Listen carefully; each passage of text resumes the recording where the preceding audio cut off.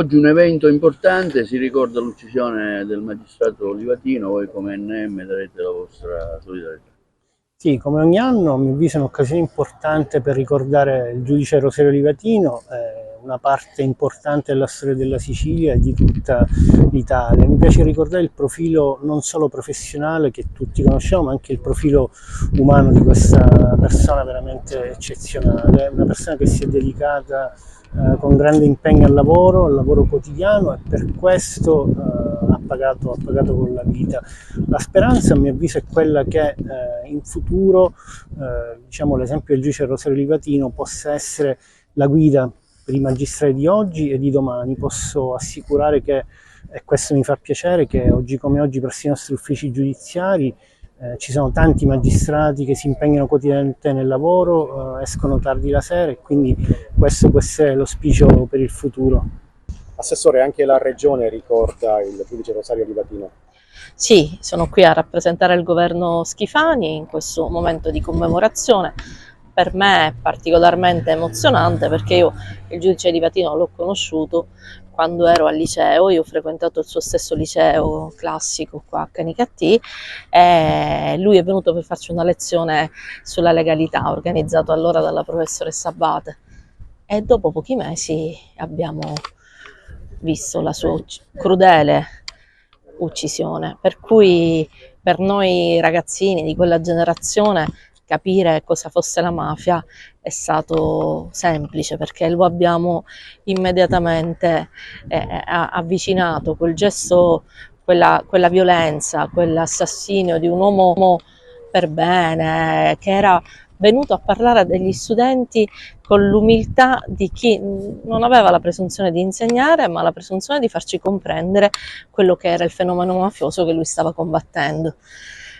Una lezione di vita che mi resterà per sempre, per cui oggi ho subito accolto la richiesta del Presidente Schifani di rappresentare il governo qui, in questo momento importante.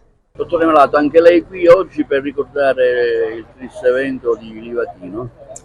Non c'è dubbio, una presenza sentita e doverosa. Sono passati 34 anni dalla tragica aggressione del povero giudice Livatino, ma come dicevo nel corso della mattinata e in un'altra occasione, questi 34 anni in realtà sono tanti ma sono anche pochi, perché il ricordo di Rosario Livatino è rimasto fortissimo in tutti, e non solo nella nostra terra, ma forse è anche ancora di più in tutto il territorio nazionale, al nord Italia, dove moltissime scuole sono dedicate al giudice Livatino, e dove il ricordo di questo ragazzo così trucidamente ucciso è portato avanti soprattutto nelle scuole con grandissimo interesse e con gran fervore.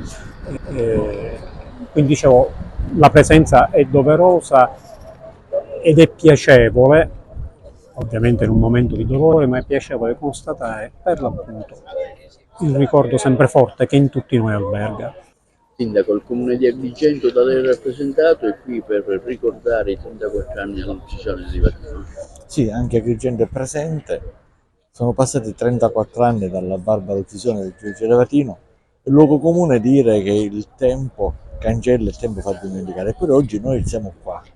Siamo qua perché non dobbiamo essere qua, ma vogliamo essere qua. Sentiamo di essere qua per celebrare un grande uomo che con il sacrificio della propria vita ha lasciato ai posteri il senso dell'onestà e della correttezza, è stato d'esempio per i nostri giovani.